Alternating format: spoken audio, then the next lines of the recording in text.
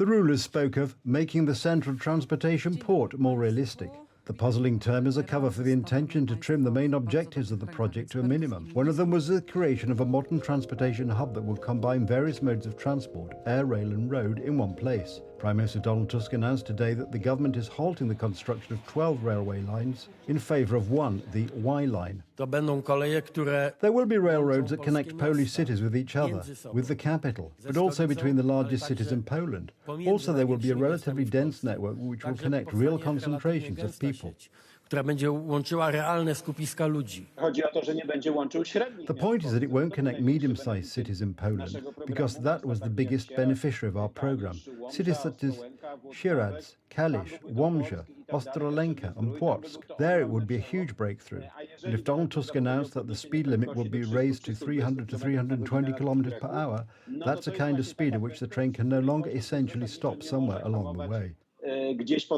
According to the original assumptions, the central transportation port was to serve 45 million passengers a year. Yet another surprise, the number will be more than 10 million fewer. In addition, the Prime Minister announced that the government will support the development of regional airports, which rules out the assumed construction of a network of connections centred in Baranowo. 4 years have been in vain. This is a caricature of what we have created and the ploughing up of the entire rail transportation system. How to be happy about this? I ask all Poles to continue to press and push. They must realise the central transportation port in Poland. Oni muszą zrealizować centralny port komunikacyjny w Polsce, pod Warszawą. To stawia pod znakiem zapytania. This calls into question the sensibility, desirability and business viability of this solution.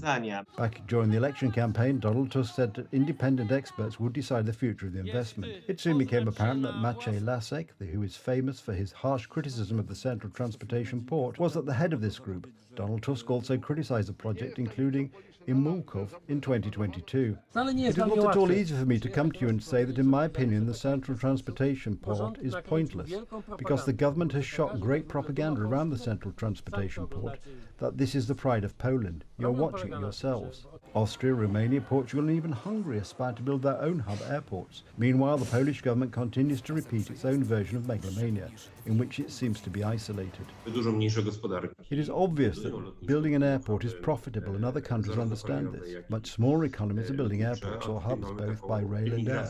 And here we have such an immigration of ambition, which is absolutely puzzling. The sluggishness of the Polish government is what the Hungarians want to take advantage of. Prime Minister Viktor Orban is in talks with Vinci A company that was supposed to be a strategic investor in the central transportation port. This is an investment of a much smaller scale than the central transportation port, but it may have a conflict of interest with the central transportation port and should be watched carefully. If the hub in Hungary is built earlier than in Poland, then competition for trade routes will be almost impossible.